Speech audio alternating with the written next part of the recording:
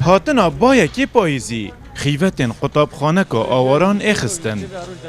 قطابی نوی چاورینه قطابخانه که پیگهور بو بیت درست کرن داکو سالا خواندن جینه چید وده قال لك تأثير سر طلبي هاي أول شيء خلال هذا الأسبوع عاصفة هاتين شادرنا ما هم مكاتين هم داخواز بقنا كرفانة مدرسة مرة بقنا كرفانة أول شيء شادر كرنا هون جيزان هكا إنه دوي واري عاصفة هذا ما ماني سبت دامواني فبي هون جيدين ديرن نرحلة كنا تشتا كنا شادر كنا تشتغنينا ما هون جيزان هكا داموان جي فبو جي دروج دينا عاصفة قد جهاد وسادي سدامواني ساكني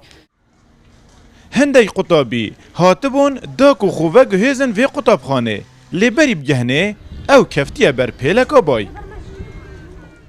وياليم هاتن ما فايل خو بقدمين شنا مدرسة بلكي فدي المستقبل يعني انه في شادر شاهم يوسس كتينا مدرسة كيرناي كرفانة تشتكز بيش مدرسة رات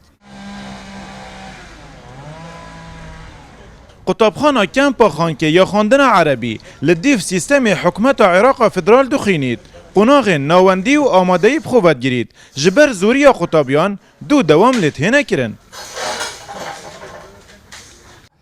في وضعي ورزي زفستاني تزاني في وضعي تجارة دوام نابت